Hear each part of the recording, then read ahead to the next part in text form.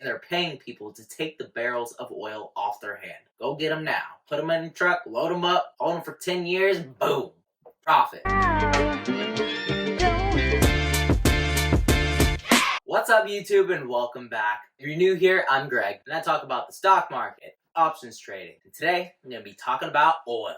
And if you're just as terrified about the oil industry as I am, make sure to like this video, subscribe, and hit the bell so you're notified every single time that I post a video. Sorry for my deep Texas accent when I say oil, really can't help it. If you went on YouTube at all yesterday, you know everybody and their uncle is talking about the price of oil recently. In today's video, I'm going to be breaking down what this means, how I made money from it, and most importantly, what you clicked on this video for, how you can make money from it. Airlines and cruise lines were all crashing down, and oil was like, wait up America, hold my beer. So let's start with the question, why the hell is a barrel of oil under $0?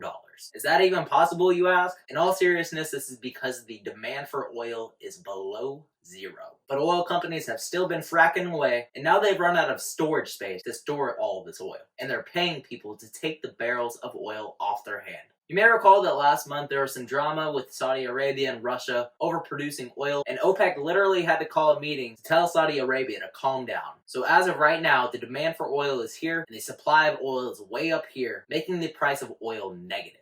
So you might be thinking, well, does this mean that I can go to my neighborhood gas station and get a free tank of gas? Not necessarily.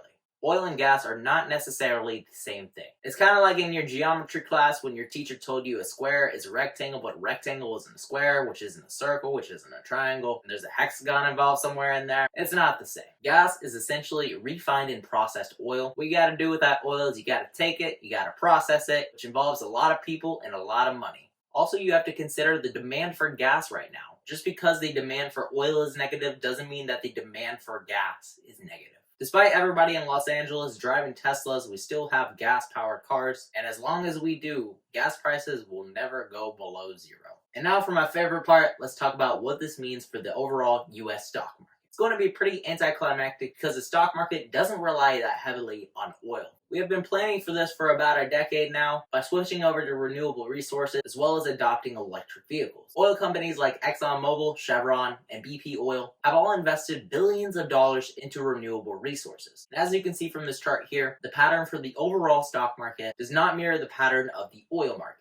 It might be tempting to look at the overall stock market and see how ticker SPY fell 3% today while oil fell 30% and try to find a correlation between the two, but look at the other sectors as well. Look at XLK, the tech sector. It fell 4% today, and it does not rely on oil. So overall, just remember that correlation does not equal causation, or something like that. I want to show you the trades that I made today and how I was able to make money off of the falling oil prices. And I hope that you can implement some of these strategies yourself to make profits in the future. With all that said, guys, let's get into the trades. Alright, so today I was just a trading machine. If you look at how many orders I placed and canceled today, I was pretty much trading all day on US oil. The first trade that I made today was buying a US oil put for a $2.50 strike price and an expiration date of June 19th, and I bought this contract for 60 cents. If we're looking at the chart, I bought this at $9.55. Let's go to US oil on TD Ameritrade. This is $9.55, and Trump had made a tweet saying that we are not going to let oil fall. And then right after that, it sold off. I saw value in this because it was over 70 RSI at this point, and it continued to sell off. And then I sold this contract for $76, and I sold it at 11 a.m. Let's look at the charts. So at 11 a.m., US oil just started to consolidate, and it was at about a 50 RSI. So I ended up selling out of this contract, locking in my profits, getting $16 out of this. And it was only a $60 investment, so that is 25% return. Now, the second trade that I made today was US oil debit spreads. So whenever you're placing a debit spread, you are buying a higher strike price and then selling lower strike prices. So I bought and sold 5 of these. I bought $3 strike prices and at an expiration date of May 15th, and I sold $2.50 strike prices at May 15th.